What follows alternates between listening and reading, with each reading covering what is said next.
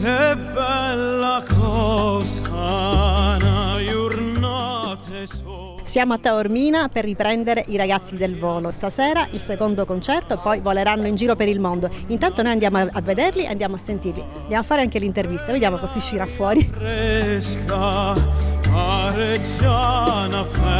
Qual è stata l'emozione di cantare per la prima volta in Italia, no? Questo primo concerto italiano in casa, tra l'altro in Sicilia, perché voi due siete siciliani. Beh, sicuramente la più grande emozione è il debutto, perché è la prima volta che cantiamo in Italia.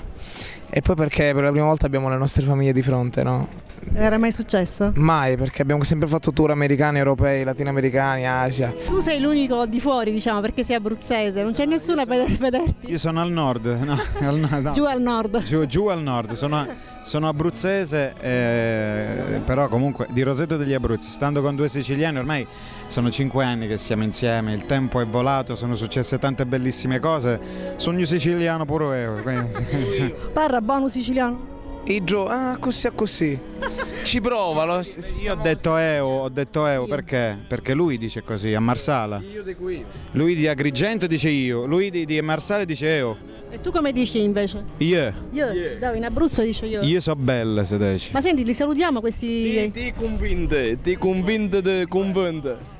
Sì, ma come... Ora mi insegnano il siciliano e gli insegno l'abruzzese. Che hai imparato tu da lui?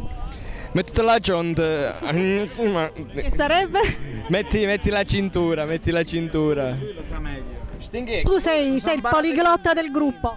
No, a me mi piace sapore. Senti, quando andate all'estero l'emozione più grande qual è? Quella di dare una gioia agli italiani che vivono fuori e che attraverso voi ritrovano la loro terra d'origine? L'emozione più grande è vedere le ragazzine, i genitori e le nonne alzarsi quando sentono Sole mio, mamma, quando sentono la melodia italiana. A proposito, tu la devi finire di cantare Sole mio che mi fai venire la pelle d'oca. Veramente la cantiamo tutti e tre. Allora ragazzi, stasera la fate solo voi due.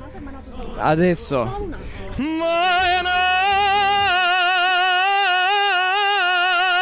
Sole. Più bello è te.